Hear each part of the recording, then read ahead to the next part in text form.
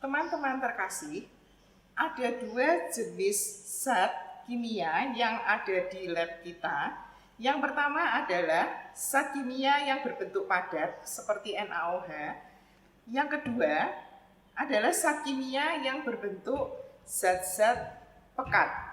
Nah, kemudian sesi ini saya akan menunjukkan cara membuat, misalkan kita akan membuat 500 ml larutan HCl 0,2 molar. HCl ini adalah contoh dari zat yang aslinya itu berupa larutan pekat. Pada botolnya ini kita akan memperoleh data kadar, kemudian di sisi yang lain di bawah sini kita akan dapatkan data massa jenis. Nah, dari data kadar dan massa jenis berikut MR, kita bisa menghitung molaritas dari zat pekat yang ada di dalam botol ini.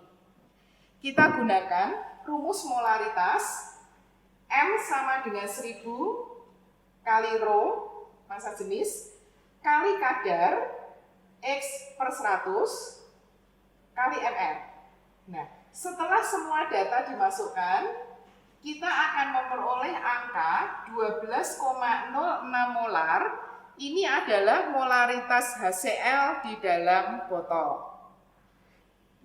Dari HCl pekat ini 12,06 molar, kemudian kita akan ubah, konsentrasinya akan mengecil menjadi 0,2 molar dengan cara diencerkan. Jadi selanjutnya kita akan masuk ke rumus pengenceran. M1V1 sama dengan M2V2. Ruas kiri adalah untuk kondisi pekat, sedangkan ruas kanan untuk kondisi encer. Dari persamaan ini kita akan tentukan besarnya V1, volume HCl pekat yang harus kita ambil, yang kita perlukan. Setelah semua data dimasukkan, kemudian akan diperoleh volume HCl pekat yang diperlukan adalah 8,3 ml. Untuk membuat 500 ml larutan HCl 0,2 molar dari pengenceran HCl pekat dengan kadar 37% dan massa jenis 1,19 kg per liter, dari perhitungan ternyata kita membutuhkan 8,3 ml HCl pekat.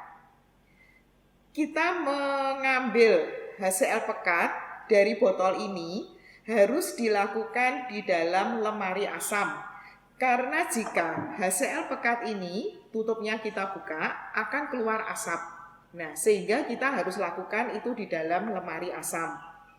Setelah tersedia HCl pekat 8,3 ml, kita butuhkan juga Aquades, dan alat yang digunakan adalah kita membutuhkan corong kaca, dan tentu saja kita menggunakan Markov atau labu ukur dengan volume 500 ml dengan batas tanda hitam ini.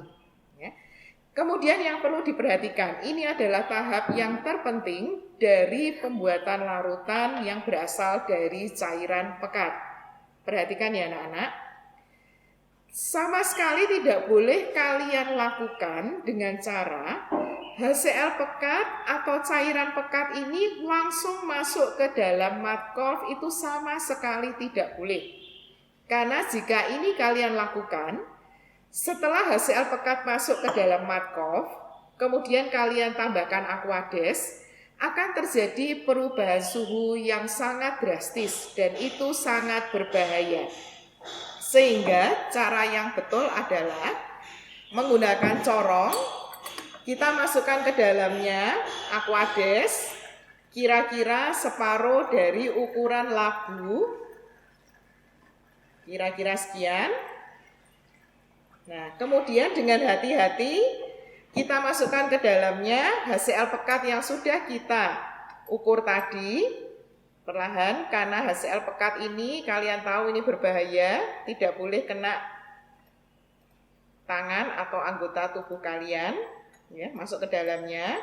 Nah, kemudian kita bilas. Gelas ukur ini masih ada di dalamnya sedikit HCl pekat, kita bilas. Kemudian kita masukkan hasil bilasan ini dicampur ke dalamnya gini. Bisa diulang lagi.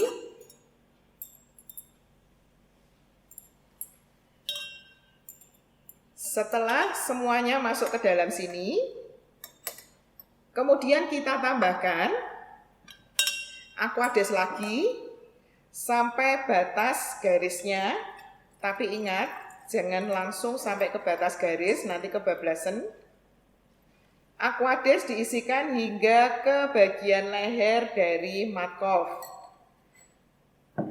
Kemudian menggunakan bantuan pipet, kita masukkan ke dalamnya hingga ke batas garisnya dan membentuk permukaan cekung.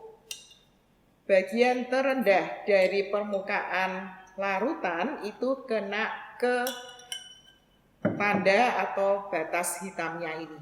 Nah, setelah jadi ini masih belum homogen, kita tutup Markovnya, kemudian kita kocok supaya homogen. Nah, dari sini kita akan memperoleh larutan HCl 0,2 molar sebanyak 500 ml.